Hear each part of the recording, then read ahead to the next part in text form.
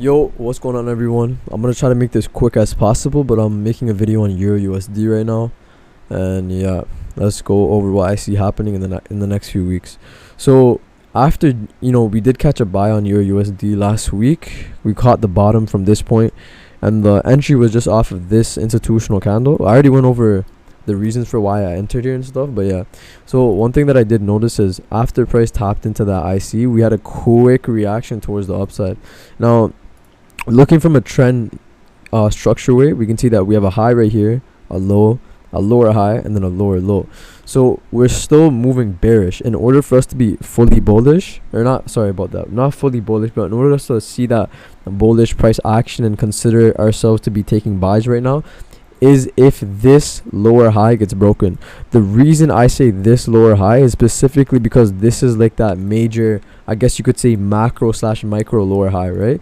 And then smaller time frame, we do see this smaller structure that we did see break. So this small high low, lower high, lower low structure that we saw get broken, that gives price that creates a micro bullish power. That means that the micro time frame structure is now moving bullish, but we still have the macro lower lows, lower highs, the higher time frame lower lows, swing point low, swing point highs.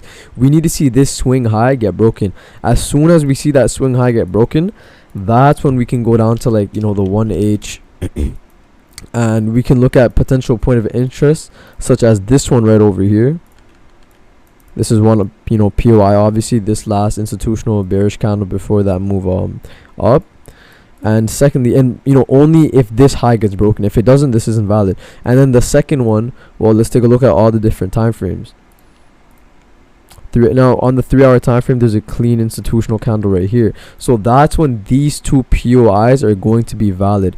Until we see those institutional candles, until we see this high over here get broken, it's not valid. And then you can actually refine this down to right here. Right, so there, now we have two potential POIs for Euro-USD. Now let's say the market just decides to reverse right away. It just comes down. This is not valid, and neither is this valid. We need to see this high over here that I'm focusing on get broken. I'm just making sure my mic is working.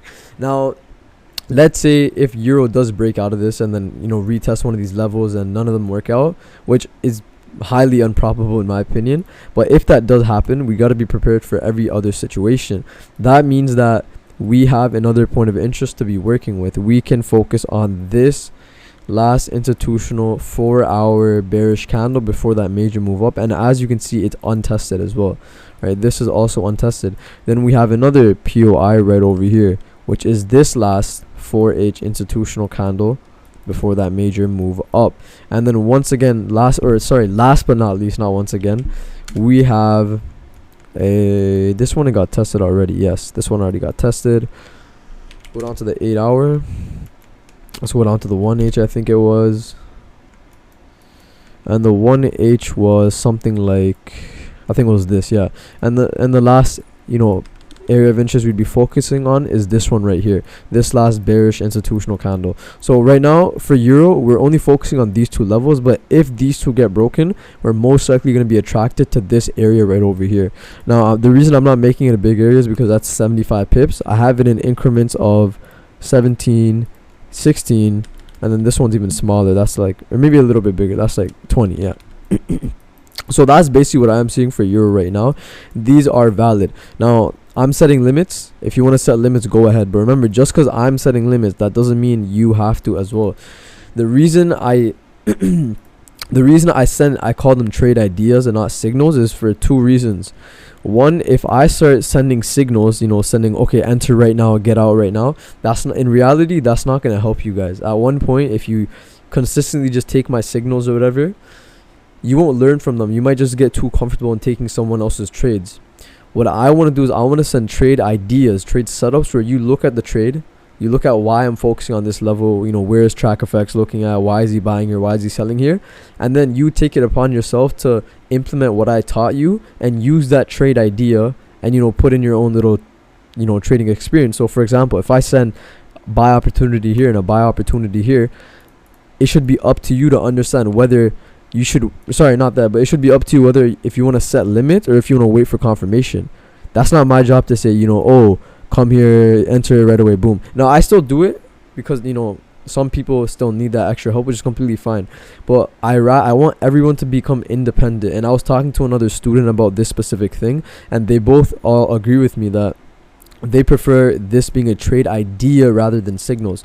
So you can either set limits for here, and over here.